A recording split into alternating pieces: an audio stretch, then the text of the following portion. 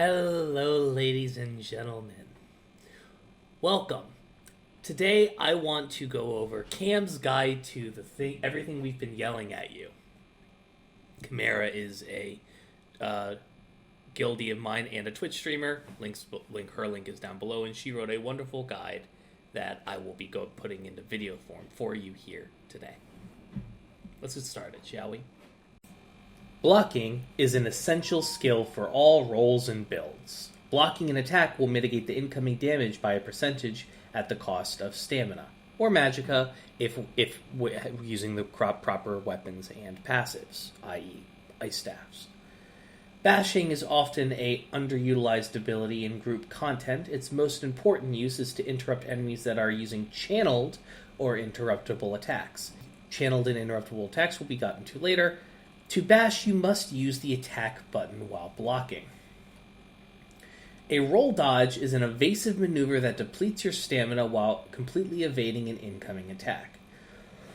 Unlike blocking, dodging can prevent status effects of an attack from affecting you and is therefore a better choice in certain scenarios. The downside of a roll dodge is that it spans a large chunk of stamina and gives you the dodge fatigue effect for a small amount of time, dramatically increasing the stamina cost of your next roll dodge. This can stack. It can also throw you into a dangerous situation if you aren't watching where you're going. Be careful. To flank an enemy is to stand anywhere behind or slightly beside it. In ESO, this applies to your position anywhere in the rear 180 degrees of an enemy. This is the most popular position for damage dealers to take, both because it keeps you safe from an enemy's cleave range, and it will also activate sets and abilities that give you a bonus while flanking, as well as skills that have bonuses while flanking as well. Unless otherwise stated, it's always better to position oneself at the flank of a distracted enemy rather than in front of it. When your group leader tells you something must be kited, they are talking about the age-old strategy of running like a coward, but in a strategic sort of way. Some incoming attacks can only have a short range and are avoidable if you keep moving. This maneuver may be essential when you're faced with an enemy that has its set of eyes on you, but cannot be controlled by the tank. This maneuver can also pair well with roll dodging as well. Pay attention and move intelligently, because it's easy to run outside of healing range or right into another problem while kiting. Your movements can also make it difficult for other damage dealers to target what is chasing you. So it's often wise to only move as much as that is necessary to avoid taking damage, specifically moving out of red circles, like you just saw demonstrated on screen. My apologies. Both players and enemies have the ability to perform what we call a heavy attack, where the wind-up time is greater, but so is the damage output. For players, a heavy attack can be performed by holding down the attack button, as opposed to simply clicking it for a normal light attack. Unlike channeled abilities, these attacks cannot be interrupted. They can, however, be blocked or avoided. Heavy attacks are indicated by yellow lines that appear to be spraying from an enemy's body, as seen in the video in view right now. When an enemy is targeting you with a heavy attack, your options are twofold: to dodge or to block. Which of these options you choose is up to you, but be warned, some enemies' heavy attacks hit so hard that they may kill you outright if they hit you at all, even through a shield.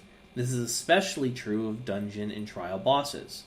When a player such as yourself uses a heavy attack, they will be restored an amount of one of their primary attribute, magicka or stamina, whichever is higher. A heavy attack can also knock down an off-balance opponent. You can tell that an enemy is off balance when you see a blue-white ring around their head, as pictured in the picture shown from the Cam's Guide to Everything we've been yelling at you at. Most abilities that set off an enemy off balance do so under certain conditions. Check your ability descriptions in-game for details.